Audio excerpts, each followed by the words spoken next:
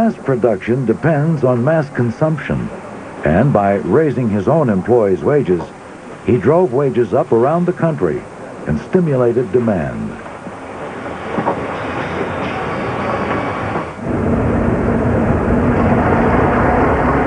Mass production and the $5 day gave the country an enormous boost. It simply made consumers out of almost everyone in terms of automobiles.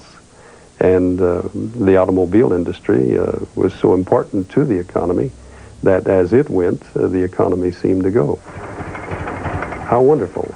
A device by which the cost of production could be dramatically reduced, and the customers could get price cuts, and the employees could have their wages doubled. We have nothing on the economic scene like that today. Don't we wish we had? By 1915, Ford sales were up to almost 500,000 a year. And with 55% of the market, it seemed like everyone was driving a Model T in innumerable body styles.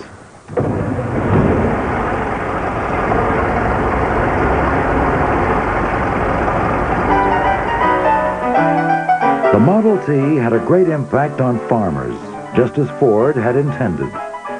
Farmers once had to stay pretty close to the farm. Now, rural life was suddenly opened up. Their isolation was breaking down.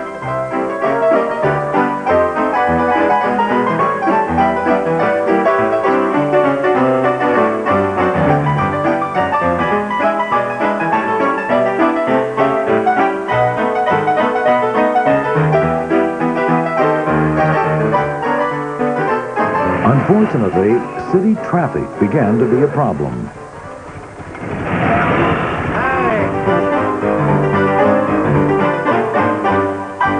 The streets seemed to be full, and everything was going faster and faster.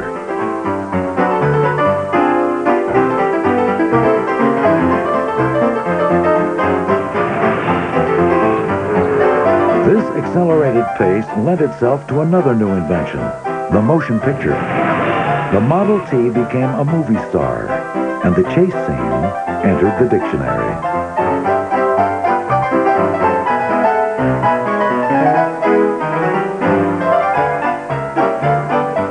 Henry Ford was famous, but his success posed a problem. Once again, his factory was running out of room.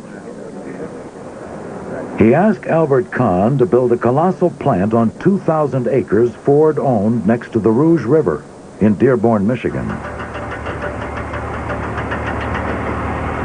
The Rouge River plant, or as it was called, the Rouge, became the world's largest industrial complex.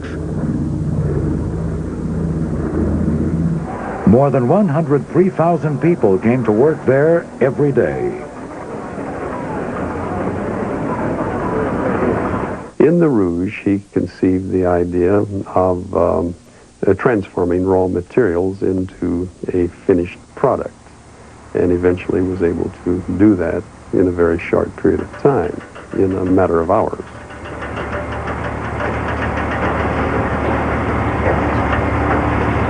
In time, Henry Ford became almost entirely independent of all outside suppliers. He made everything that was needed for the Model T. He had glass plants, steel plants, foundries, a rubber plantation, his own forests, iron mines, coal mines, ships and railroads.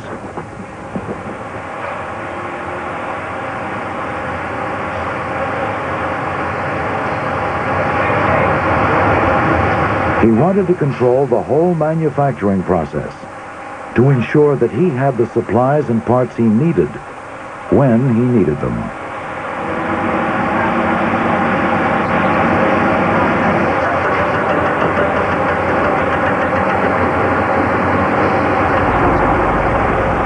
While most people no longer questioned Henry Ford's business decisions, his social agenda was becoming more and more erratic. In the May 25, 1916 edition of the Chicago Tribune, Henry Ford declared history is more or less bunk. Modern marvels then and now will return.